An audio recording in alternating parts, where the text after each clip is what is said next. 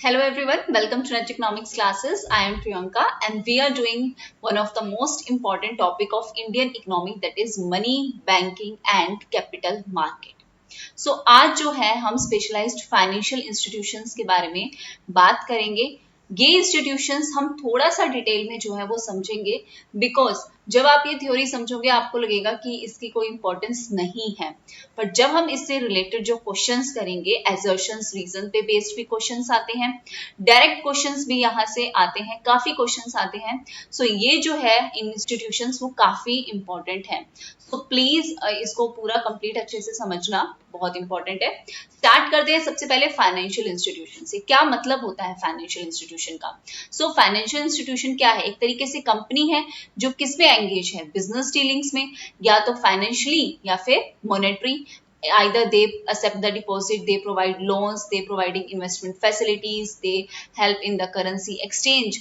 So virtually क्या है, everyone, if you are living in a developed country or an ongoing country, so at least in a period of a 1 year कभी ना कभी तो आपको bank जाने की जरूरत पड़ेगी ही। कभी ना कभी कोई ना कोई सर्विस तो आप जरूरत पड़ेगी, या तो आप डिपॉजिट करा रहे हो, या फिर आप लोन ले रहे हो, या आप कहीं इन्वेस्ट कर रहे हो। So these institutions play a very mandatory important role in our life. So some of there are four specialized financial institutions like the Exim Bank, that is the Export Import Bank, NABARD, NHB, SIDBI.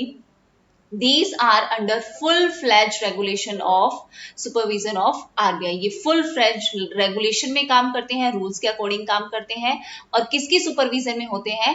RBI की supervision में होते हैं, Reserve Bank of India, which is the apex bank. So सबसे पहले अगर हम बात करें Exim Bank की, so Exim Bank is known as Export Import Bank of India. It is a specialized institutions and it is wholly owned by the government of India. कब set up हुआ था ये? 1982 में सेटअप हुआ था। किस लिए सेटअप हुआ था? For providing the finance, facilitating and promote करना फॉरेन ट्रेड इंडिया में। एज यू नो, ट्रेड काफी इंपॉर्टेंट है, फॉरेन ट्रेड हमारे लिए इंपॉर्टेंट है, to maintain the balance, to integrating with the world economy, it is important. So EXIM bank क्या है? ये काम करता है एक गवर्नमेंट एजेंसी की तरह, जो क्या प्रोवाइड करता है? इंश्योरेंस कवर प्रोवाइड करता है एक्सपोर्टर्स को। अगर एक्सपोर्ट कर रहे हैं, पेमेंट नहीं मिली, तो इन नॉन पेमेंट के अगेंस्ट ये जो लॉसेस हो रहे हैं, इसकी भरपाई कौन कर रहा है? एग्जिम बैंक कर रहे हैं।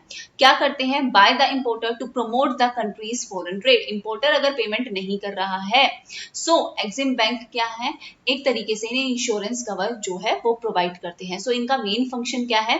To do finance for the foreign trade. Now next हम बात करते हैं नाबार्ड की। नाबार्ड जो है कब एस्टेब्लिश हुआ था? किसकी रिकमेंडेशन से एस्टेब्लिश हुआ था? So it was established on the recommendation of B Sivaraman committee. और कब हुआ था? On 12 July 1982। किस लिए हुआ था? To implement the national bank for agriculture and rural development act 1981। ऐसा नहीं है कि ये ऐसे ही एस्टेब्लिश हो गया था। 3 डिपार्टमेंट्स थे, उन तीनों डिपार्टमेंट्स को मर्ज करके, रिप्लेस करके क्या बनाया गया था? नाबार्ड बनाया गया था। इनके क्या नाम थे? यहां से क्वेश्चंस जो हैं वो आ सकते हैं। सो पहला कौन सा था? Agriculture credit department. दूसरा कौन सा था? Rural planning and credit cell of RBI. और तीसरा कौन सा था? Agriculture refinance and development corporation. So these are 3 departments which were replaced by the NABARD. NABARD ने इन्हें रिप्लेस कर दिया था। ठीक है, अब नाबार्ड आ गए थे इनकी जगह। So it is one of the premier agency which providing the credit, developmental credits, कहाँ पे? रूरल एरियाज में। सो नाबार्ड क्या है? India specialised bank for the agriculture and the rural development in India. Basically जो सब बात कर रहे हैं वो बात कर रहे हैं इंडस्ट्रियल डेवलपमेंट होना चाहिए, इंडस्ट्री वाले पर्सन जो है उनको लोन प्रोवाइड करवाना चाहिए, लेकिन रूरल भी तो हमारे लिए इंपॉर्टेंट है ना, रूरल एरियाज भी इंपॉर्टेंट है। सो उनके लिए स्पेशलाइज्ड जो है नाबार्ड की फॉर्मेशन हुई है। अब करंटली हमारे जो चेयरमैन कौन है नाबार्ड के? वो है Govind Raju चिलू Chintala. He is the person who has been appointed as a chairman of National Bank for Agriculture and Rural Development. यहाँ से क्वेश्चन आ सकता है इंपॉर्टेंट कि चेयरमैन कौन है? So he is the person who has been appointed as a chairman of NABARD. Now अब हम बात करते हैं NHB, that is national housing bank. So ये कब सेटअप हुआ था? It was set up on July 1988। ये थोड़े से ईयर हैं, प्लीज ये थोड़े से रिमाइंड तो करने ही पड़ेंगे क्योंकि यहाँ से आते हैं। सो it was establish under the national housing bank act, that is 1987, and it is wholly owned a subsidiary of RBI. RBI की एक सब्सिडरी की तरह काम करती है। और किस तरीके से काम करती है? एक अपेक्स लेवल इंस्टीट्यूशन है। किसके लिए? हाउसिंग के लिए। हाउसिंग के लिए अपेक्स लेवल इंस्टीट्यूशन की बात होगी तो किसकी होगी? नेशनल हाउसिंग बैंक की बात होगी। स्पेशली जो ये बना है वो कई सारे ऑब्जेक्टिव्स हैं इसके, उन ऑब्जेक्टिव्स को फुलफिल करने के लिए बना है। ये ऑब्जेक्टिव्स इंपॉर्टेंट है, यहाँ से असर्शन रीजन के क्वेश्चन बनते हैं। सो to promote a very sound, healthy and viable and a cost effective housing system to serve all the settlements, all the segments of the population, and to integrate the housing finance system with overall financial system. एक proper housing finance system provide करना, जितने भी हमारे population के जितने भी segments हैं, जितने भी लोग हैं, हर किसी को ये service provide करना. So this is the motive. Next, to promote a network of dedicated housing finance institution, ताकि ये सर्व कर सके अलग अलग रीजन्स को, अलग अलग इनकम ग्रुप्स को. जरूरी नहीं है ना कि सबकी इनकम का लेवल सेम हो, तो किसी तरीके से हर किसी के पास हाउसिंग फैसिलिटी अवेलेबल हो, फाइनेंस जो है वो लोन जो है वो प्रोवाइड करवा सके. Next, to augment, to provide a support for all the sectors and channelising them for the housing. Credit को, हाउसिंग क्रेडिट को ज्यादा अफोर्डेबल बनाना, ये काम था. इन सारी एक्टिविटीज को रेगुलेट करना, जो भी हाउसिंग फाइनेंस कंपनी है उनको रेगुलेट करना, उनकी एक सुपरवाइजरी अथॉरिटी की तरह काम करना इस एक्ट के अकॉर्डिंग. एनकरेज करना लोगों को कि वो बिल्डेबल लैंड प्रोवाइड करा सके, बिल्डिंग मटेरियल्स हाउसिंग के लिए और हाउसिंग स्टॉक, इन सब चीजों को अपग्रेड करने के लिए. नेक्स्ट, पब्लिक एजेंसीज को एनकरेज किया कि वो एमर्ज हो, वो बने कैसे? As a facilitator and a supplier of service land for the housing. Land provide कर सके, एटलीस्ट फैसिलिटी प्रोवाइड कर सके. इन सब के लिए क्या किया है? पब्लिक एजेंसीज को एनकरेज किया है कि वो किस तरीके से आए, एज अ फैसिलिटेटर प्रोवाइड हो. नेक्स्ट हम बात करते हैं सिडबी की. SIDBI, it was set up by government of India in April 1990. 1990 में सेटअप किया गया था. एक होली ओन्ड सब्सिडरी है किसकी? आईडीबीआई की, इंडस्ट्रियल डेवलपमेंट बैंकिंग इंस्टीट्यूशन. सो सबसे बड़ी बात यहाँ पे एसबीआई जो है, स्टेट बैंक ऑफ इंडिया है, वो लार्जेस्ट इंडिविजुअल शेयर होल्डर है सिडबी का. और कितने शेयर्स होल्ड कर रखे हैं? 16.73% शेयर्स अकेले एसबीआई के हाथ में है. और उसके बाद गवर्नमेंट ऑफ इंडिया के पास भी है और लाइफ इंश्योरेंस कॉर्पोरेशन के पास भी है. So these are the main shareholders of the SIDBI. Now next, अब हम बात करते हैं सम इन्वेस्टमेंट इंस्टीट्यूशंस की. यहाँ मैंने बहुत ही इंपॉर्टेंट जो है वो सारे पॉइंट्स लिए हैं. बहुत ज्यादा डिटेल हिस्ट्री में भी हम नहीं जा रहे हैं, लेकिन जितना इंपॉर्टेंट है उतना हमें लेना पड़ेगा. और इसका मैं आपको पूरी पीडीएफ टेलीग्राम पे प्रोवाइड कर दूंगी. डोंट वरी अबाउट दैट, बिल्कुल चिंता मत करना, बस थोड़ा सा एक रिवाइज हर चीज को करते रहना. ओके. सो फर्स्ट यहाँ पे इन्वेस्टमेंट इंस्टीट्यूशंस की बात करें तो सबसे पहला कौन सा है? Industrial investment bank of India limited, IIBI. पहली बात 2005 में इसका मर्जर जो है वो कंसीडर किया गया था कि ये मर्ज हो जाने चाहिए. किसमें? Industrial development bank of India में, आईडीबीआई में, और industrial finance corporation of India में मर्ज हो जाने चाहिए. But industrial investment bank of India ने रिफ्यूज कर दिया कि मुझे मर्ज नहीं होना है. After the merger which was refused by the IIBI, तो इंडियन गवर्नमेंट ने डिसाइड किया कि हम इसे क्लोज डाउन कर देंगे. इस बैंक को 2006-7 में ये डिसाइड हुआ. 2011 में बैंक है ना अपने आप अकेले ऑपरेट कर रहा था और इसका ऑफिस था कोलकाता में.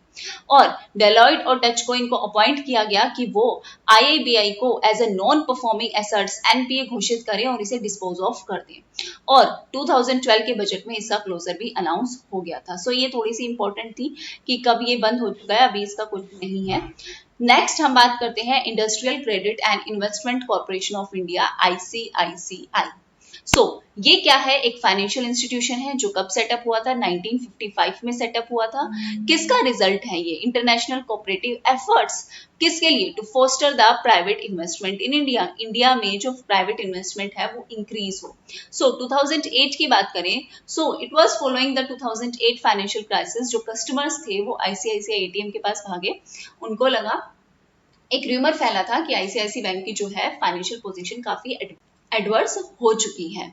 सो ये र्यूमर के बाद काफी सारे लोग एटीएम्स गए, ब्रांचेस गए, अपने अपने पैसे निकालने की कोशिश की। सो आरबीआई ऑफ इंडिया ने क्या इशू किया, एक क्लैरिफिकेशन इशू किया, किसके लिए, फॉर दी फाइनेंशियल स्ट्रेंथ, इसको शो करने के लिए कि आईसीआईसी बैंक के खिलाफ जो भी र्यूमर से, उसकी क्लैरिफिकेशन दी कि ऐसा कुछ भी नहीं है। मार्च 2020 में अगर हम बात करें तो आईसीआईसी बोर्ड ने जो है इन्वेस्टमेंट दी है किसको, येस बैंक को 1000 करोड़ रुपीस की। और ये इस इन्वेस्टमेंट का क्या रिजल्ट रहा कि येस बैंक में आईसीआईसी बैंक का 5% शेयर जो है वो और इंक्रीज हो गया है। मतलब ICICI bank limited it holding an excess of 5% shareholding in Yes Bank, 5% से भी ज्यादा शेयर येस बैंक में है आईसीआईसी का। नेक्स्ट यहाँ बात करते हैं यूनिट ट्रस्ट ऑफ इंडिया की। So it was carved out of the erstwhile unit trust of India as a security exchange board of India और रजिस्टर्ड हुई है एज अ म्यूचुअल फंड। पहले ये एसएबी के साथ ही और उसके बाद इसको एक म्यूचुअल फंड की तरह रजिस्टर किया गया, कब, 2003 में। Unit trust of India act 1963 it was repealed, paving way and for the bifurcation of UTI, UTI को बाइफर्केट किया गया दो पार्ट्स में, that is the specified undertaking of unit trust of India and unit trust of India mutual fund. Okay, so this is all about unit trust of India. Next हम बात करते हैं non banking financial companies की। Non banking financial companies की बात करें तो हम इन्हें नॉन बैंकिंग फाइनेंशियल इंस्टीट्यूशंस भी कहते हैं। ये वो एंटिटीज हैं जो प्रोवाइड करती हैं bank like and financial services but do not hold a banking licence. Facilities तो प्रोवाइड करती है बैंक की तरह, लेकिन बैंकिंग का लाइसेंस नहीं होता है। सो आरबीआई जो है वो इन्हें रेगुलेट करती है, एक्टिविटीज को रेगुलेट करती है। किसकी एक्टिविटीज को, नॉन बैंकिंग फाइनेंशियल कंपनीज की एक्टिविटीज को। और किस एक्ट के अकॉर्डिंग, कंपनीज एक्ट 1975 के अकॉर्डिंग इन्हें रेगुलेट किया जाता है। फर्दर आरबीआई एक्सरसाइज करती है control over the deposits which were accepted and activities of the NBFC. NBFCs की सारी डिपॉजिट्स जो भी एक्सेप्टेंस है जो वो लेती है उनको कंट्रोल करना, उनकी एक्टिविटीज को कंट्रोल करना। कई सारे डायरेक्टिव्स जो है वो इशू कर रखे हैं, रूल्स जो है वो इशू कर रखे हैं। So the residuary of non banking companies direction 1987 के अकॉर्डिंग इनको उसके अकॉर्डिंग चलना पड़ता है। नाउ अब एक छोटा सा डिफरेंस समझते हैं कि एनबीएफसी और बैंक में क्या डिफरेंस है। तो एनबीएफसी जो है वो बैंकिंग सर्विसेज प्रोवाइड करती है लोगों को without holding a bank licence. Bank licence नहीं होता तब भी सर्विसेज प्रोवाइड कर रही है। बैंक क्या है, बैंक एक गवर्नमेंट ऑथराइज्ड फाइनेंशियल इंटरमीडिएटर है जो बैंकिंग सर्विसेज प्रोवाइड करता है जनरल पब्लिक को। एनबीएफसी जो है वो चलता है कंपनीज एक्ट 1956 और 2013 के अकॉर्डिंग, और बैंक जो है वो बैंकिंग रेगुलेशन एक्ट 1949 के अकॉर्डिंग चलता है। एनबीएफसी जो है डिमांड डिपॉजिट एक्सेप्ट नहीं करता है जबकि बैंक जो है वो एक्सेप्ट करता है। एनबीएफसी जो है वो फॉरेन इन्वेस्टमेंट अलाउ कर रहा है, वो भी 100% अलाउ कर रहा है। वैसे ही अगर हम बैंक की बात करें तो बैंक जो है वो फॉरेन इन्वेस्टमेंट 74% ही अलाउ करता है। पेमेंट और सेटलमेंट सिस्टम की बात करें तो एनबीएफसी में इसका कोई रोल नहीं है, लेकिन बैंक का ऑब्वियसली इंटीग्रल पार्ट है। पेमेंट सेटलमेंट्स ये सब तो होती ही है। यहाँ पे इंश्योरेंस फैसिलिटी अवेलेबल नहीं है डिपॉजिट्स की, लेकिन बैंक में है। क्रेडिट क्रिएशन की बात करें तो ऑब्वियसली एनबीएफसी क्रेडिट क्रिएट नहीं करता है, बैंक तो क्रेडिट क्रिएट करता ही है, तभी तो वो चल रहा है बैंक। सो ट्रांजैक्शन सर्विस की प्रोवाइड बात करें तो एनबीएफसी कोई ट्रांजैक्शन सर्विस प्रोवाइड नहीं करता जबकि बैंक करता है। सो ये बेसिक डिफरेंस है किसके बीच में, एनबीएफसी और बैंक के बीच में। काम कर रहा है, लग रहा है बैंक, लेकिन एक्चुअल में बैंक जैसे सारी चीजें एनबीएफसी के पास नहीं है। नेक्स्ट सबसे इंपॉर्टेंट आरआरबी। आरआरबी जो है वो एस्टेब्लिश कब हुआ है? It was established under the provision of an ordinance which was passed on 26 September 1975 and RRB Act 1976. किस लिए हुआ? To provide the sufficient banking and the credit facilities for the agriculture and the rural areas. As a result अगर हम बात करें तो 5 regional rural banks setup किए गए, कब? 1975 में। These were set up on the recommendation of, किसकी रिकमेंडेशन से सेटअप हुए? नसीमन committee. This is the committee on whose recommendation RRBs, 5 regional banks of RRBs were set up. So RRB जो है वो own कौन करता है, कौन है इसका whole and soul? By the central government, the state government and the sponsor bank. कोई भी कमर्शियल बैंक स्पॉन्सर कर सकता है आरआरबी को, और कई सारे स्पॉन्सरशिप किए भी हैं। सो शेयर कितना होता है? गवर्नमेंट का 50% शेयर होता है, स्टेट गवर्नमेंट का 15% होता है और स्पॉन्सर बैंक का 35% शेयर होता है। क्वेश्चंस जो है वो थोड़े से डीप से पूछे जा रहे हैं, इसलिए थोड़ी सी और मैंने एक्सप्लेनेशन यहाँ पे ऐड की है। ठीक है। So this is all about the R. So today मैंने आज एक चीज शेयर की थी टेलीग्राम पे, जिसमें मैंने बताई थी आरआरबीज की क्या स्ट्रेंथ है कौन सी स्टेट में। यहाँ से क्रोनोलॉजिकल ऑर्डर के क्वेश्चन बनते हैं, आपको असेंडिंग डिसेंडिंग कैसे भी क्वेश्चन दे सकते हैं कि कौन सी स्टेट में ज्यादा आरआरबीज हैं, कौन सी स्टेट में कम है। सो सबसे ज्यादा है आंध्र प्रदेश में, याद रखना 4 आरआरबीज है आंध्र प्रदेश में। वेस्ट बंगाल की बात करें तो वेस्ट बंगाल में 3 आरआरबीज है। यूपी की बात करें तो यूपी में भी 3 आरआरबीज हैं। देन राजस्थान, गुजरात, जम्मू कश्मीर, कर्नाटका, एमपी और बिहार, यहाँ सब 2 आरआरबीज हैं। ओके, सो ये जो है वो इम्पोर्टेंट है हमारे लिए, और इसके अलावा जो भी स्टेट्स हैं वहां पे 1 है, यूनियन टेरिटरी में नहीं है, ये हमने पहले भी डिस्कस किया है इसके बारे में। सो गोवा सिक्किम में भी आरबीआई नहीं है, बाकी ये जो ऐसी स्टेट्स हैं यहाँ पे आरआरबी है। So this is the important part. So thank you very much everyone. If you find it helpful then please like, share and subscribe. Comment करके जरूर बताना। Thank you everyone. Take care. Keep smiling.